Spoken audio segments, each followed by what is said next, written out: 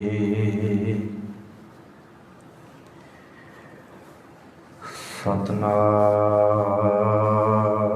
श्री वाहिगुरु साहिब जी। जिता जियो पिंड सब तेरा,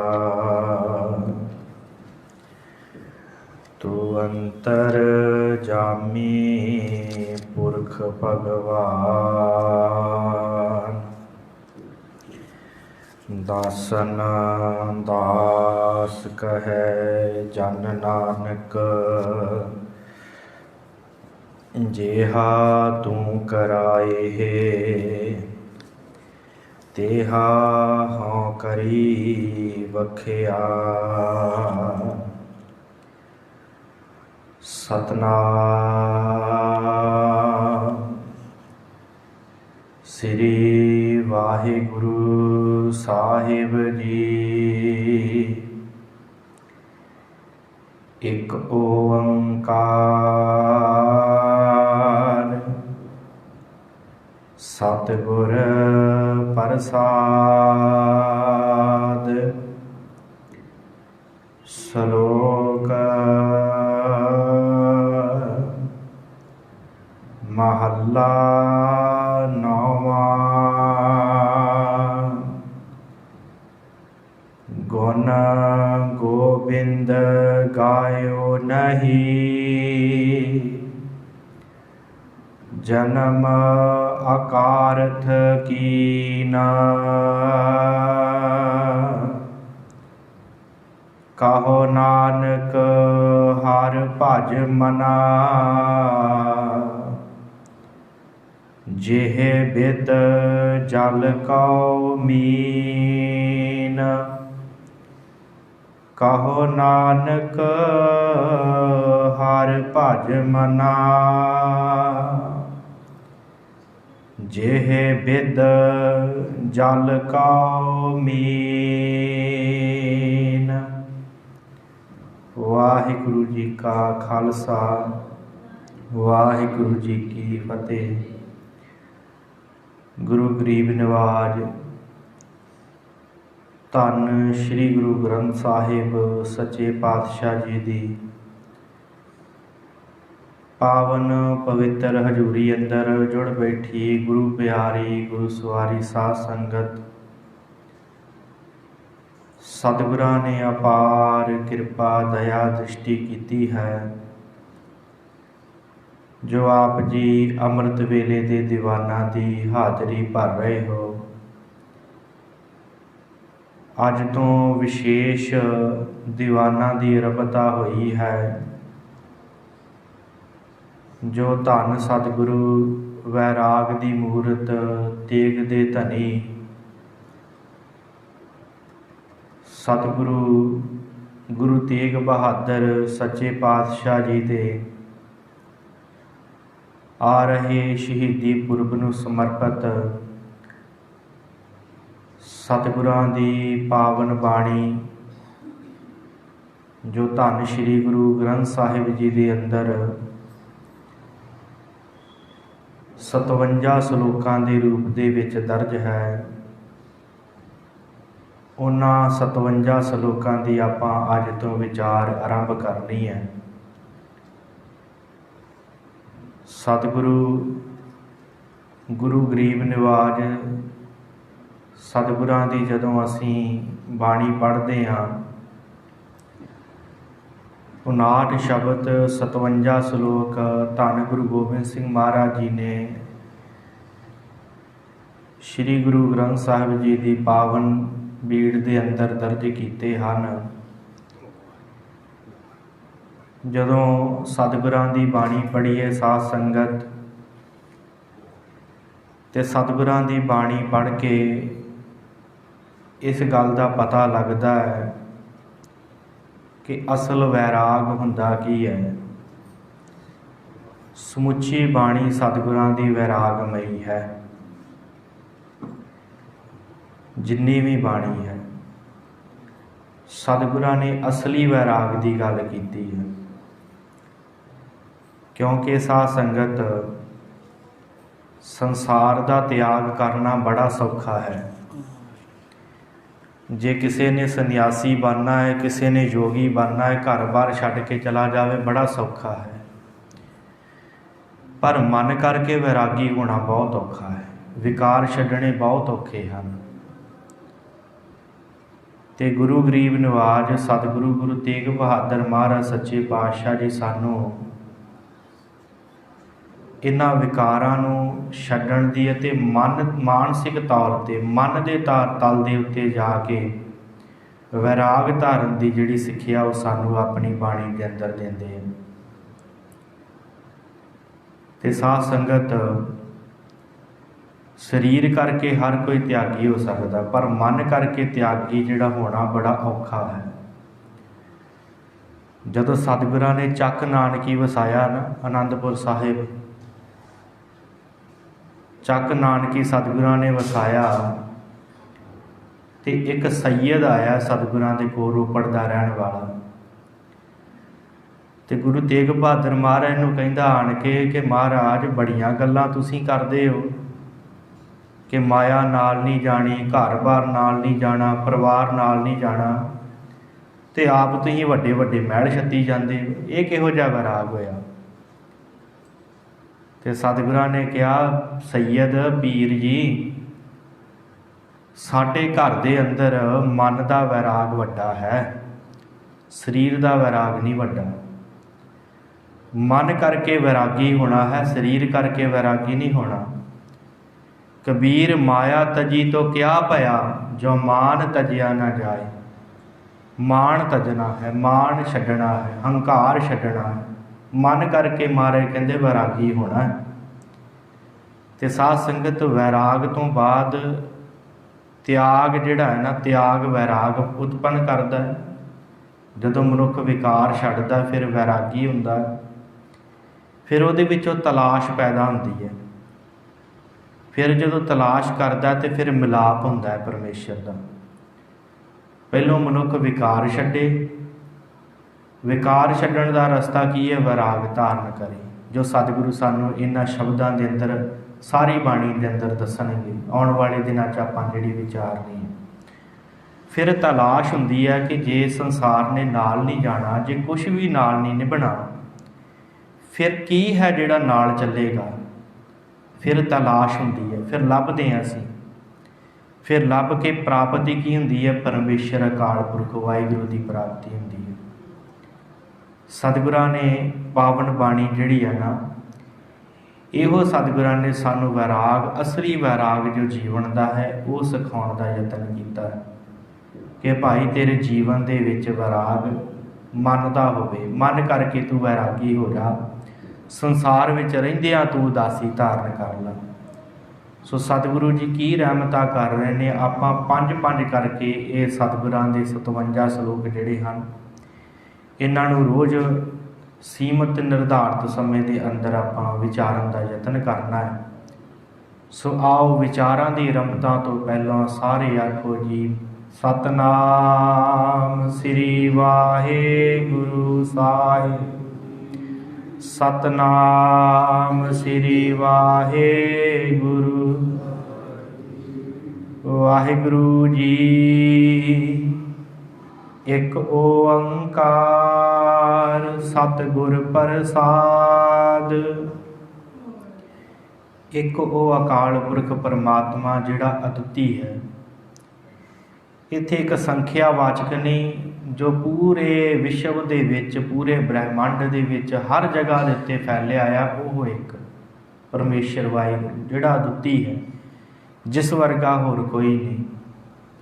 ਉਹ ਇੱਕ ਹੈ ਤੇ ਓਂਕਾਰ ਰੂਪ ਹੋ ਕਰਕੇ ਫੈਲਿਆ ਹੋਇਆ ਹੈ, ਜੋ ਸਤ ਹੈ ਤੇ ਗੁਰੂ ਦੀ ਕਿਰਪਾ ਦੇ ਦੁਆਰਾ ਪ੍ਰਾਪਤ ਹੁੰਦਾ ਹੈ। ਇੱਕ ਓਂਕਾਰ ਸਤਿਗੁਰ ਪ੍ਰਸਾਦ।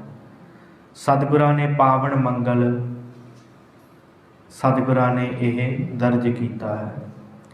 ਸ਼ਲੋਕ ਮਹੱਲਾ ਨੌਵਾਂ। ਸਾਧ ਸੰਗਤ, ਸ਼ਲੋਕ ਮਹੱਲਾ ਨੌਵਾਂ ਇਹ ਪਾਵਨ ਉਹ ਸ਼ਲੋਕ ਹਨ ਜਿਨ੍ਹਾਂ ਨੂੰ ਅਸੀਂ ਆਮ ਕਰਕੇ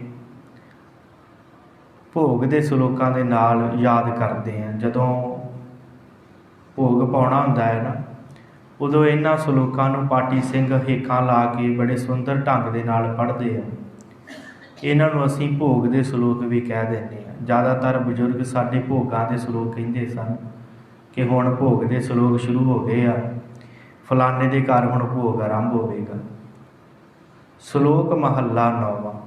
ਤੇ ਸਾਧ ਸੰਗਤ ਇਹ ਵੀ ਗੱਲ ਕਹੀ ਜਾਂਦੀ ਹੈ ਕਿ ਜੇ ਮਨ ਨਹੀਂ ਨਾ ਟਿਕਦਾ, ਕਿਤੇ ਵਿਕਾਰਾਂ ਵੱਲ ਭੱਜਦਾ ਹੈ ਵਾਰ-ਵਾਰ, ਨਹੀਂ ਕਿਤੇ ਮਨੁੱਖ ਦਾ ਮਨ ਟਿਕਦਾ, ਤੇ ਉਹ ਇਹਨਾਂ ਸ਼ਬਦਾਂ ਦੀ, ਇਹਨਾਂ ਸਲੋਕਾਂ ਦੀ ਵਿਚਾਰ ਸੁਣ ਲਵੇ ਤੇ ਮਨ ਟਿਕ ਜਾਵੇਗਾ। ਕਿਉਂਕਿ ਸਮੁੱਚੇ ਸ਼ਬਦ ਸਾਡੇ ਅੰਦਰ ਵੈਰਾਗ ਪੈਦਾ ਕਰਦੇ, ਭੱਜਦੇ ਹੋਏ ਮਨ ਨੂੰ ਫੜ ਕੇ ਰੱਖਦੇ। ਸਲੋਕ ਮਹੱਲਾ 9ਵਾਂ।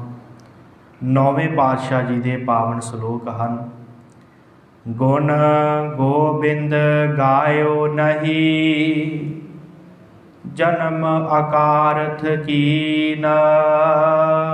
ਪਰਮੇਸ਼ਰ ਦੇ ਗੁਣ ਗਾਉਣ ਵਾਸਤੇ ਮਨੁੱਖ ਆਇਆ, ਉਸ ਗੋਬਿੰਦ ਦੇ ਗੁਣ ਗਾਉਣ ਵਾਸਤੇ ਆਇਆ, ਪਰ ਗਾਏ ਹੀ ਨਹੀਂ। ਗੁਣ ਗੋਬਿੰਦ ਗਾਇਓ ਨਹੀਂ, ਜਨਮ ਅਕਾਰਥ ਕੀਨ।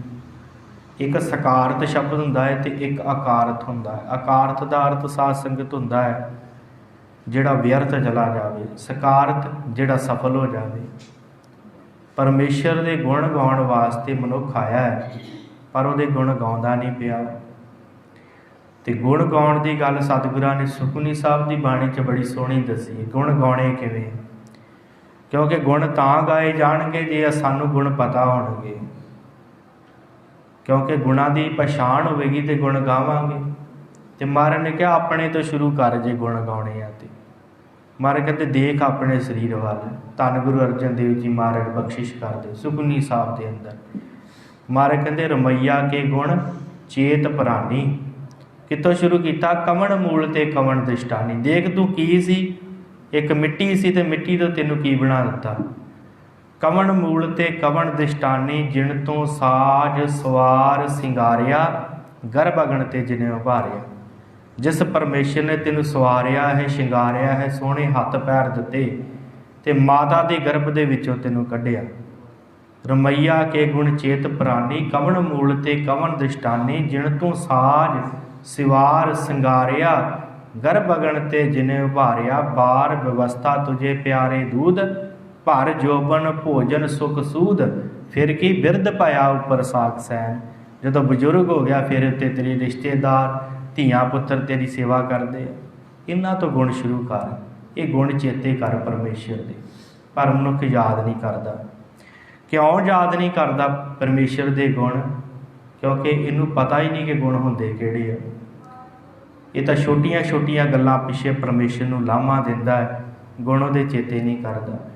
ਹਾਂ, ਪਰਮੇਸ਼ਰ ਨੇ ਕਿਸੇ ਚੀਜ਼ ਦੀ ਕਮੀ ਨਹੀਂ ਰੱਖੀ। ਮਨੁੱਖ ਜੇ ਤੈਨੂੰ ਸਰੀਰ ਚੰਗਾ ਦਿੱਤਾ ਹੈ ਨਾ, ਜੇ ਤੇਰੇ ਹੱਡ ਪੈਰ ਤੈਨੂੰ ਚੰਗੇ ਦਿੱਤੇ ਆ, ਤੈਨੂੰ ਚੱਲਣ ਦੀ ਅਵਸਥਾ ਦਿੱਤੀ ਆ, ਜੇ ਤੈਨੂੰ ਦੇਖਣ ਦੀ ਅਵਸਥਾ ਦਿੱਤੀ ਆ, ਇਹ ਗੁਣ ਹੀ ਹਨ ਪਰਮੇਸ਼ਰ ਦੇ।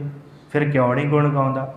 ਕਿਉਂ ਨਹੀਂ ਸ਼ੁਕਰਾਨਾ ਕਰਦਾ? ਪਰਮੇਸ਼ਰ ਵਾਹਿਗੁਰੂ, ਗਰਮੀ ਲੱਗਦੀ ਹੈ ਪੱਖਾ ਚਲਾ ਲੈਂਦੇ ਆ, ਧੰਨ ਹੈ ਤੂੰ।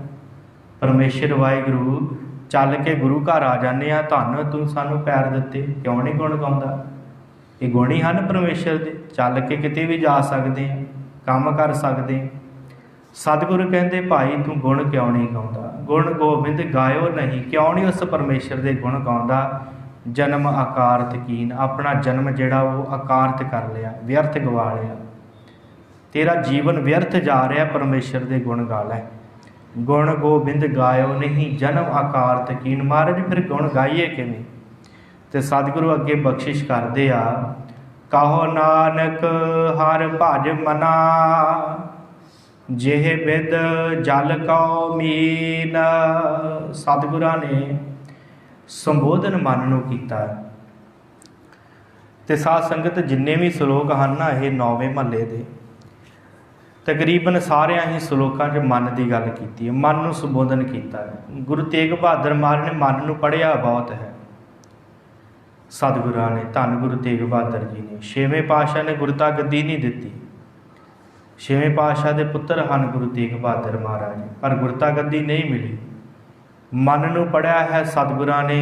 ਗੁਰੂ ਹਰਿ ਰਾਏ ਮਹਾਰਾਜ ਆਏ, ਫਿਰ ਗੁਰੂ ਹਰਿਕ੍ਰਿਸ਼ਨ ਮਹਾਰਾਜ ਆਏ। ਉਹਨਾਂ ਸਮਾਂ ਸਤਿਗੁਰਾਂ ਨੇ ਮਨ ਨੂੰ ਪੜ੍ਹਿਆ ਹੈ। ਮਨ ਹੈ ਕੀ?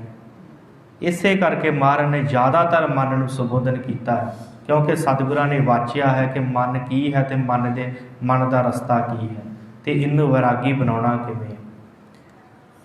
ਇਸੇ ਕਰਕੇ ਸਤਿਗੁਰਾਂ ਨੇ ਇਹਨਾਂ ਸ਼ਲੋਕਾਂ ਦੇ ਅੰਦਰ ਮਨ ਦੀ ਗੱਲ ਕੀਤੀ ਹੈ, ਮਨ ਨੂੰ ਸੰਬੋਧਨ ਕੀਤਾ। ਮਹਾਰਾਜ ਕਹਿੰਦੇ ਕਹੋ ਨਾਨਕ ਹਰਿ ਭਜ ਮਨਾ, ਮੇਰਿਆ ਮਨਾ ਪਰਮੇਸ਼ਰ ਨੂੰ ਭਜ ਲਾ ਸਿਮਰ ਲਾ। ਜਿਹੇ ਬਿਦ ਜਲ ਕੋ ਮੀਨ, ਮਹਾਰਾਜ ਨੇ ਕਿਵੇਂ ਸਿਮਰਿਆ ਜਾਵੇ। ਸਤਿਗੁਰੂ ਕਹਿੰਦੇ ਜਿਵੇਂ ਮੱਛੀ ਜਲ 'ਚ ਰਹਿੰਦੀ ਆ ਨਾ, ਉਵੇਂ ਸਿਮਰ। ਕਿਸੇ ਸਰੋਵਰ ਦੇ ਕਿਤੇ ਛੱਪੜ ਦੇ ਕੰਢੇ ਦੇ ਉੱਤੇ ਡੱਡੂ ਵੀ ਆ ਜਾਂਦੇ ਆ, ਬਗਲੇ ਵੀ ਉੱਡਦੇ ਫਿਰਦੇ ਆ, ਡੱਡੂ ਵੀ ਚਲੇ ਜਾਂਦੇ ਆ ਉਡਾਰੀ ਮਾਰ ਕੇ, ਕਿਤੇ ਇੱਕ ਛੱਪੜ ਛੱਡ ਕੇ ਦੂਸਰੇ 'ਚ ਚਲੇ ਜਾਣਗੇ, ਅਤੇ ਜਿਹੜੇ ਬਗਲੇ ਆ ਉਹ ਵੀ ਖਾ ਕੇ ਮੱਛੀਆਂ ਉੱਡ ਕੇ ਦੂਸਰੇ ਛੱਪੜ 'ਤੇ ਦੂਸਰੇ ਸਰੋਵਰ 'ਤੇ ਕਿਤੇ ਹੋਰ ਪਹੁੰਚ ਜਾਣਗੇ ਪਾਣੀ ਦੇ ਸਰੋਤ 'ਤੇ। ਪਰ ਇੱਕ ਮੱਛੀ ਹੁੰਦੀ ਜਿਹੜੀ ਪਾਣੀ ਨੂੰ ਛੱਡ ਕੇ ਕਿਤੇ ਨਹੀਂ ਜਾਂਦੀ, ਉਹਨੂੰ ਪਤਾ ਹੈ ਮੇਰਾ ਜੀਵਨ ਪਾਣੀ ਹੈ। ਸਤਿਗੁਰੂ ਕਹਿੰਦੇ ਆ, ਮਹਾਰਾਜ ਕਹਿੰਦੇ ਜੇ ਸਿਮਰਨਾ ਹੈ ਨਾ ਪਰਮੇਸ਼ਰ, ਇਸ ਤਰ੍ਹਾਂ ਸਿਮਰ ਕਹੋ ਨਾਨਕ ਹਰਿ ਭਜ ਮਨਾ ਜੇ ਬਿਦ ਜਲ ਕੋ ਮੀਨ। ਜਿਵੇਂ ਜਲ ਦੇ ਵਿੱਚ ਮੱਛੀ ਰਹਿੰਦੀ ਹੈ ਨਾ, ਇਸ ਤਰ੍ਹਾਂ ਪਰਮੇਸ਼ਰ ਦੇ ਗੁਣ ਗਾ, ਇਸ ਤਰ੍ਹਾਂ ਉਸ ਵਾਹਿਗੁਰੂ ਨੂੰ ਸਿਮਰਨਾ ਕਰ। ਰੇ ਮਨ ਐਸੀ ਹਰਿ ਸਿਉ ਪ੍ਰੀਤ ਕਰ, ਜੈਸੀ ਮਛਲੀ ਨੀਰ। ਸਤਿਗੁਰੂ ਕਹਿੰਦੇ ਇਵੇਂ ਪਰਮੇਸ਼ਰ ਦੇ ਨਾਲ ਪ੍ਰੀਤ ਕਰ, ਜਿਵੇਂ ਮੱਛੀ ਦੀ ਪਾਣੀ ਦੇ ਨਾਲ ਹੁੰਦੀ ਹੈ। ਸਤਿਗੁਰੂ ਕਹਿੰਦੇ ਭਾਈ ਪਰਮੇਸ਼ਰ ਨੂੰ ਯਾਦ ਕਰਨਾ ਹੈ ਅਤੇ ਗੁਣ ਗਾਉਣੇ, ਅਤੇ ਗੁਣ ਇਸ ਤਰ੍ਹਾਂ ਗਾਉਣੇ ਆ ਜਿਵੇਂ ਮੱਛੀ ਪਾਣੀ 'ਚ ਰਹਿੰਦੀ ਆ, ਉੱਥੇ ਹੀ ਉਹ ਖਾਂਦੀ ਹੈ ਪੀਂਦੀ ਹੈ, ਸਾਰਾ ਕੁਛ ਉਹਦਾ ਪਾਣੀ ਵਿੱਚ ਹੁੰਦਾ ਹੈ। ਸਾਧ ਸੰਗਤ ਇਹ ਗੱਲ ਪੱਕੀ ਹੈ ਕਿ ਸਾਡਾ ਵੀ ਸਰੀਰ ਪਰਮੇਸ਼ਰ ਤੋਂ ਬਾਹਰੀ ਨਹੀਂ ਹੈ, ਅਸੀਂ ਵੀ ਉਹਦੇ ਹੁਕਮ ਵਿੱਚ ਹਾਂ, ਸਾਡਾ ਸਰੀਰ ਸਾਰਾ ਹੁਕਮ ਦੇ ਵਿੱਚ ਹੈ। ਪਰ ਜੇ ਹੁਕਮ ਨਹੀਂ ਵਰਤਦਾ ਤਾਂ ਉਹ ਸਾਡੇ ਮਨ ਵਿੱਚ ਨਹੀਂ ਵਰਤਦਾ, ਸਾਡੇ ਮਨ ਵਿੱਚ ਹੁਕਮ ਵਰਤੇ। ਅਸੀਂ ਮਨ ਕਰਕੇ ਪਰਮੇਸ਼ਰ ਨੂੰ ਜਾਣ ਲਈਏ ਕਿ ਉਹ ਨੇੜੇ ਹੈ। ਜਿਵੇਂ ਮੱਛੀ ਪਾਣੀ ਦੇ ਵਿੱਚ ਰਹਿ ਕਰਕੇ ਉਹਦੇ ਵਿੱਚ ਹੀ ਆਪਣੇ ਪ੍ਰਾਣ ਤਿਆਗ ਦਿੰਦੀ, ਉੱਥੇ ਹੀ ਰਹਿੰਦੀ ਹੈ। ਸਤਿਗੁਰੂ ਕਹਿੰਦੇ ਇਵੇਂ ਪਰਮੇਸ਼ਰ ਵਾਹਿਗੁਰੂ ਨੂੰ ਸਿਮਰ, ਇਸ ਤਰ੍ਹਾਂ ਭਜ ਜਿਵੇਂ ਮੱਛੀ ਪਾਣੀ 'ਚ ਰਹਿੰਦੀ ਹੈ, ਇਸ ਤਰ੍ਹਾਂ ਆਪਣੇ ਮਨ 'ਚ ਵਸਾ। ਅੱਗੇ ਸਤਿਗੁਰੂ ਜੀ ਦੂਸਰੇ ਸ਼ਲੋਕ ਦੇ ਅੰਦਰ ਬਿਆਨ ਕਰ ਰਹੇ ਨੇ, ਵਿਖਿਆਨ ਸਿਉ ਕਾਹੇ ਰਚਿਓ, ਨਿਮਖ ਨਾ ਹੋਏ ਉਦਾਸ, ਕਹੋ ਨਾਨਕ ਭਜ ਹਰਿ ਮਨਾ, ਪਰੈ ਨ ਜਮ ਕੀ ਫਾਸ। ਭਾਈ ਤੂੰ ਕਿਉਂ ਵਿਖਿਆਂ ਵਿੱਚ ਵਿਕਾਰਾਂ ਦੇ ਵਿੱਚ ਫਿਰਦਾ। ਵਿਖਿਆਨ ਸਿਉ ਕਾਹੇ ਰਚਿਓ।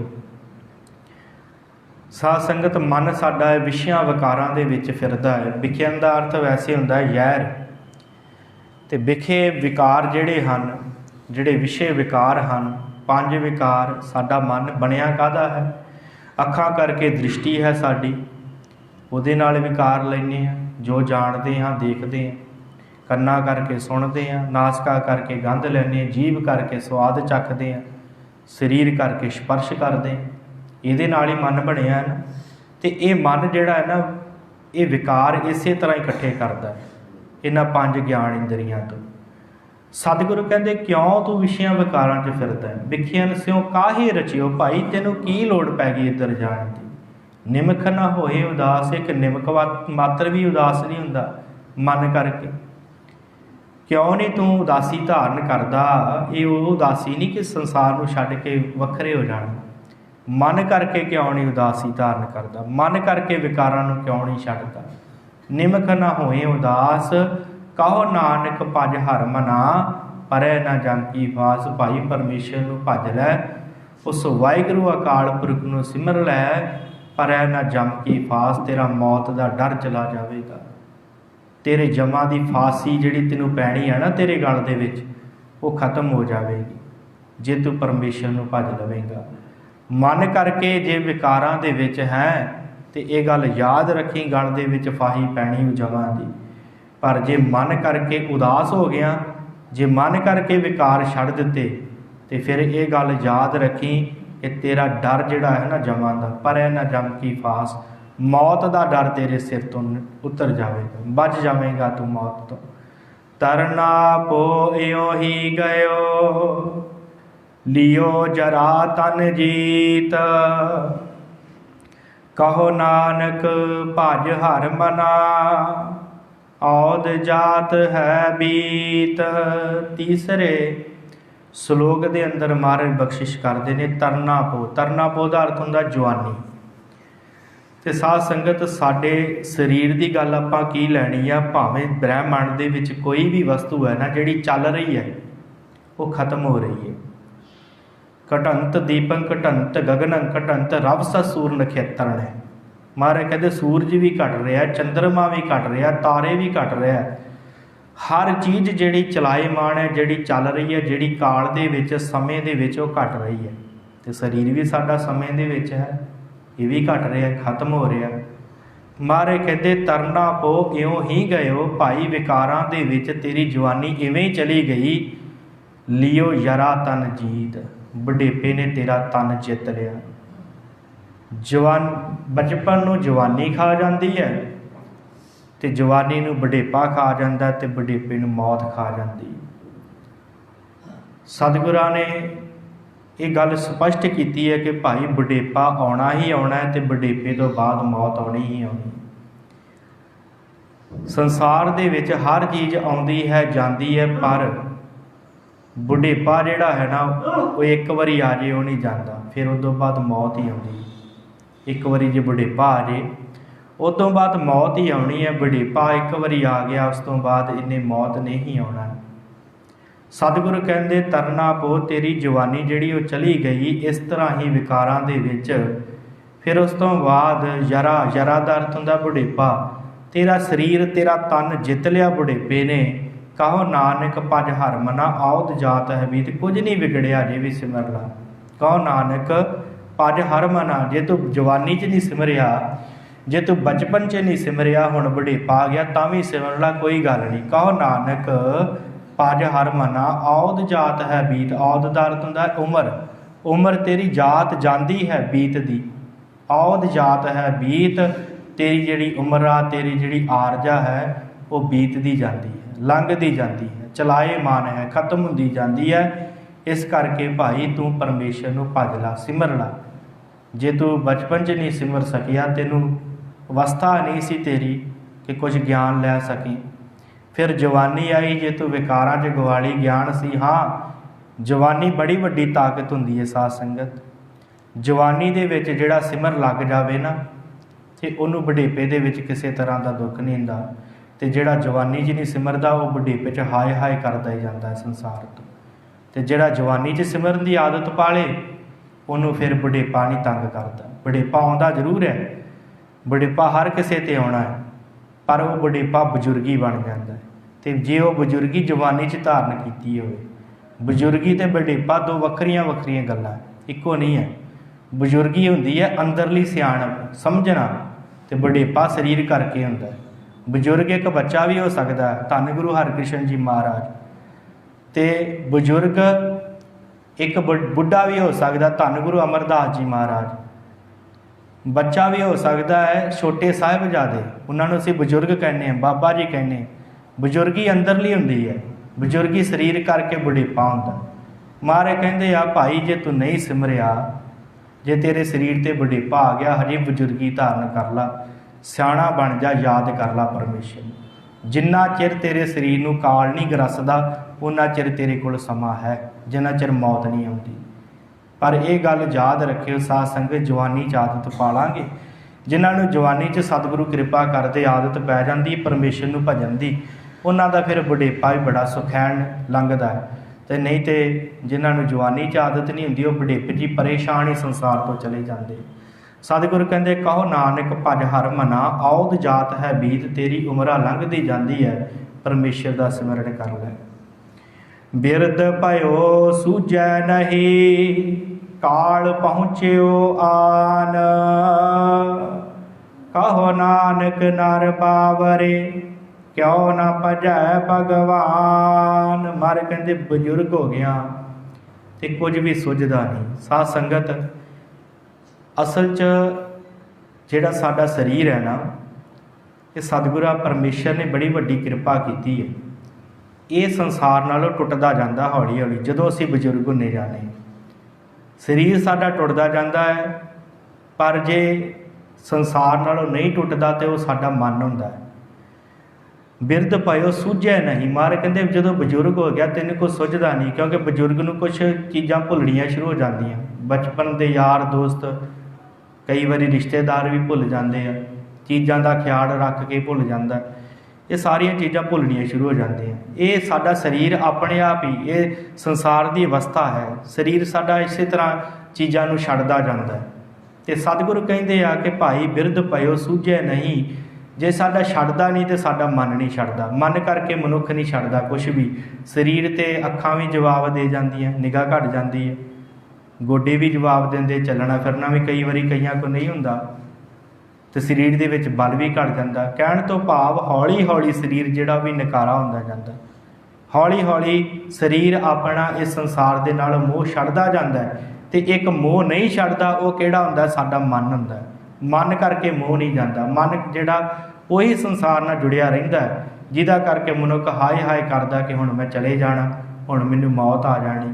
ਅਤੇ ਜੇ ਸਰੀਰ ਆ ਉਹ ਤਾਂ ਆਪਣੇ ਕਰਮ ਨਿਭਾਈ ਜਾਂਦਾ, ਉਹਨੇ ਤਾਂ ਛੱਡ ਹੀ ਜਾਣਾ, ਉਹਦੇ ਤਿਆਰ ਬੈਠਾ ਕਿ ਮੈਂ ਚਲਾ ਜਾਣਾ। ਸਤਿਗੁਰ ਕਹਿੰਦੇ ਬਿਰਧ ਪਇਓ ਸੂਝੈ ਨਹੀਂ, ਭਾਈ ਬਜ਼ੁਰਗ ਹੋ ਗਿਆ ਤੈਨੂੰ ਕੋਈ ਸੁੱਝਦਾ ਨਹੀਂ। ਕਾਲ ਪਹੁੰਚਿਓ ਆਣ, ਕਾਲ ਨੇ ਤੇਰੇ ਉੱਤੇ ਡੇਰਾ ਪਾ ਲਿਆ, ਕਾਲ ਆ ਗਿਆ, ਮੌਤ ਆ ਗਈ। ਕਾਲ ਪਹੁੰਚਿਓ ਆਣ, ਕਹੋ ਨਾਨਕ ਨਰ ਬਾਵਰੇ, ਕਿਉਂ ਨਾ ਭਜੇ ਭਗਵਾਨ ਬਾਵਰਿਆ ਨਰਾ। ਹੇ ਪਾਗਲ, ਬਾਵਰੇ ਦਾ ਅਰਥ ਪਾਗਲ ਕਰਾਂਗੇ, ਮੂਰਖ ਕਰਾਂਗੇ, ਕਿ ਹੇ ਮੂਰਖ ਇਨਸਾਨ, ਹੇ ਮਨੁੱਖ, ਕਿਉਂ ਨਾ ਭਜੇ ਭਗਵਾਨ, ਤੂੰ ਕਿਉਂ ਨਹੀਂ ਪਰਮੇਸ਼ਰ ਨੂੰ ਯਾਦ ਕਰਦਾ, ਕਿਉਂ ਨਹੀਂ ਉਸ ਵਾਹਿਗੁਰੂ ਨੂੰ ਯਾਦ ਕਰਦਾ ਜਿਹਨੇ ਤੈਨੂੰ ਸਰੀਰ ਦਿੱਤਾ ਸੀ। ਭਜ ਲਾ, ਹਜੇ ਮੌਤ ਆਉਣੀ ਦੂਰ ਹੈ। ਕਿਉਂ ਨਾ ਭਜੈ ਭਗਵਾਨ। ਧਨ ਦਾਰਾ ਸੰਪਤ ਸਗਲ, ਜਿਨ ਆਪਣੀ ਕਰ ਮਾਨ। ਇਨ ਮੈਂ ਕਛ ਸੰਗੀ ਨਹੀਂ, ਨਾਨਕ ਸਾਚੀ ਜਾਨ। ਹੁਣ 5ਵੇਂ ਸ਼ਲੋਕ ਦੇ ਅੰਦਰ ਸਤਿਗੁਰੂ ਬਖਸ਼ਿਸ਼ ਕਰਦੇ ਨੇ ਕਿ ਸਾਡੇ ਮਨ ਨੇ ਕੁਝ ਚੀਜ਼ਾਂ ਨੂੰ ਫੜਿਆ ਹੁੰਦਾ। ਸਾਡਾ ਮਨ ਜਿਹੜਾ ਹੈ ਨਾ ਸਾਧ ਸੰਗਤ, ਇਹ ਕੁਝ ਚੀਜ਼ਾਂ ਨੂੰ ਫੜ ਕੇ ਰੱਖਦਾ ਹੈ। ਉਹ ਫੜ ਕੇ ਕਿਵੇਂ ਰੱਖਦਾ ਹੈ? ਵੀ ਮੇਰਾ ਹੈ, ਉਹ ਵੀ ਮੇਰਾ ਹੈ। ਇਸ ਤਰ੍ਹਾਂ ਮਨ ਨੇ ਫੜਿਆ ਹੋਇਆ, ਸਰੀਰ ਨੇ ਨਹੀਂ, ਮਨ ਨੇ ਫੜਿਆ ਹੋਇਆ। ਮਨ ਕਰਕੇ ਅਸੀਂ ਸੰਸਾਰ ਦੇ ਨਾਲ ਜੁੜੇ ਹਾਂ। ਮਨ ਕਰਕੇ ਅਸੀਂ ਹਰ ਕਿਸੇ ਦੇ ਨਾਲ ਇੱਕ ਰਿਸ਼ਤਾ ਬਣਾ ਲੈਂਦੇ ਹਾਂ, ਅਤੇ ਉਹ ਮਨ ਸਾਡਾ ਉਸ ਰਿਸ਼ਤੇ ਨੂੰ ਸੱਚਾ ਸਮਝਣ ਲੱਗ ਜਾਂਦਾ ਹੈ। ਮਨ ਕਹਿੰਦਾ ਜੇ ਧਨ ਪਦਾਰਥ ਮੇਰੇ ਕੋਲ ਮੇਰਾ ਹੀ ਹੈ, ਜੇ ਧੀਆਂ ਪੁੱਤਰ ਮੇਰੇ ਹਨ ਤੇ ਮੇਰੇ ਹੀ ਰਹਿਣਗੇ, ਸਦਾ ਰਹਿਣਗੇ। ਪਰ ਸਤਿਗੁਰੂ ਕਹਿੰਦੇ ਆ ਧਨ ਦਾ ਅਰਥ ਕਰਾਂਗੇ ਇਸਤਰੀ, ਵਾਹਿਗੁਰੂ। ਧਨ ਦਾਰਾ ਸੰਪਤ ਸਗਲ, ਧਨ ਦਾ ਅਰਥ ਕਰਾਂਗੇ ਧਨ ਪਦਾਰਥ, ਦਾਰਾ ਦਾ ਅਰਥ ਕਰਾਂਗੇ ਇਸਤਰੀ। ਧਨ ਦਾਰਾ ਸੰਪਤ, ਜਿੰਨੀ ਵੀ ਤੇਰੇ ਕੋਲ ਸੰਪਤੀ ਹੈ, ਜਿੰਨਾ ਵੀ ਧਨ ਜੋੜਿਆ ਹੈ, ਜਿੰਨੀ ਵੀ ਪ੍ਰੋਪਰਟੀ ਬਣਾਈ ਹੈ। ਧਨ ਦਾਰਾ ਸੰਪਤ ਸਗਲ, ਜਿਨ ਆਪਣੀ ਕਰਮਾਨ, ਜਿਹਨੂੰ ਤੂੰ ਆਪਣਾ ਕਰਕੇ ਮੰਨਦਾ ਕਿ ਮੇਰਾ ਹੈ। ਧਨ ਦੌਲਤ ਸ਼ੌਹਰਤ ਪਰਿਵਾਰ, ਜਿਹੜਾ ਕੁਝ ਵੀ ਹੈ, ਸਤਿਗੁਰੂ ਕਹਿੰਦੇ ਜਿਨ੍ਹਾਂ ਨੂੰ ਆਪਣਾ ਕਰਕੇ ਮੰਨਦਾ ਪਿਆ ਹੈ ਨਾ, ਕਹੋ ਇਨ ਮੈਂ ਕਛ ਸੰਗੀ ਨਹੀਂ, ਇਹਦੇ ਵਿੱਚੋਂ ਕਿਸੇ ਨੇ ਵੀ ਅੰਤ ਵੇਲੇ ਤੇਰਾ ਸਹਾਈ ਨਹੀਂ ਹੋਣਾ। ਇਨ ਮੈਂ ਕਛ ਸੰਗੀ ਨਹੀਂ, ਕੋਈ ਵੀ ਤੇਰੇ ਸੰਗ ਨਹੀਂ ਜਾਵੇਗਾ। ਨਾਨਕ ਸਾਚੀ ਜਾਣ, ਇਹ ਗੱਲ ਮੇਰੀ ਸਤਿਗੁਰੂ ਕਹਿੰਦੇ ਲਿਖ ਕੇ ਲੈ ਲਾ, ਸੱਚ ਜਾਣ ਲਾ, ਸੱਚ ਕਰਕੇ ਜਾਣੀ ਮੇਰੀ ਗੱਲ। ਗੁਰੂ ਤੇਗ ਬਹਾਦਰ ਮਹਾਰਾਜ ਕਹਿੰਦੇ ਕੁਛ ਵੀ ਨਾਲ ਨਹੀਂ ਹੋ ਜਾਣਾ। ਸੰਸਾਰ ਦੇ ਧਨ ਪਦਾਰਥ, ਰਿਸ਼ਤੇਦਾਰੀਆਂ, ਇਹ ਸਾਰਾ ਕੁਛ ਇੱਥੇ ਰਹਿ ਜਾਣਾ ਹੈ। ਸਾਥ ਕਿਸੇ ਨੇ ਨਹੀਂ ਜਾਣਾ, ਸਾਥ ਪਰਮੇਸ਼ਰ ਨੇ ਜਾਣਾ ਹੈ, ਅਤੇ ਉਹਨੂੰ ਭਜ ਲਾ, ਉਹਨੂੰ ਸਿਮਰ ਲਾ। ਸੋ ਸਤਿਗੁਰੂ ਰਹਿਮਤ ਕਰਨ 5 ਸ਼ਲੋਕਾਂ ਦੀ ਵਿਚਾਰ ਆਪਾਂ ਅੱਜ ਕੀਤੀ ਹੈ। ਕੱਲ੍ਹ ਨੂੰ 6ਵੇਂ ਸ਼ਲੋਕ ਤੋਂ ਆਪਾਂ ਆਰੰਭਤਾ ਕਰਨੀ ਹੈ। ਭਾਵੇਂ ਕਿ ਪੈਟਰਨ ਇੱਕ ਹੀ ਚੱਲੇਗਾ, ਪਰ ਸਤਿਗੁਰਾਂ ਨੇ ਉਪਦੇਸ਼ ਬੜਾ ਵੱਡਾ ਦਿੱਤਾ। ਜਿਵੇਂ ਆਪਾਂ ਆਰੰਭ 'ਤੇ ਗੱਲ ਕੀਤੀ ਹੈ ਕਿ ਮਹਾਰਾਜ ਸਾਨੂੰ ਮਨ ਦੇ ਵੈਰਾਗੀ ਬਣਾਉਣਾ ਚਾਹੁੰਦੇ, ਕਿ ਮਨ ਕਰਕੇ ਭਾਈ ਵੈਰਾਗ ਧਾਰਨ ਕਰ ਲਾ, ਜੀਵਨ ਤੇਰਾ ਸੁਖਾਲਾ ਹੋ ਜਾਏਗਾ। ਵਸਤੂਆਂ ਦਾ, ਚੀਜ਼ਾਂ ਦਾ ਮੋਹ ਤਿਆਗ ਦੇ, ਅਤੇ ਜੀਵਨ ਦੇ ਵਿੱਚ ਜੇ ਖੁਸ਼ਹਾਲੀ ਚਾਹੁੰਦਾ, ਸਤਿਗੁਰੂ ਰਹਿਮਤ ਕਰਨ ਉਪਦੇਸ਼ ਹਿਰਦੇ 'ਚ ਵਸੇ। ਹੋਈਆਂ ਭੁੱਲਾਂ ਚੁੱਕਾਂ ਦੀ ਖਿਮਾ। ਇੱਥੇ ਹੀ ਸਮਾਪਤੀ ਹੈ। ਬੁਲਾਓ ਫਤਿਹ। ਵਾਹਿਗੁਰੂ ਜੀ ਕਾ ਖਾਲਸਾ, ਵਾਹਿਗੁਰੂ ਜੀ ਕੀ ਫਤਿਹ।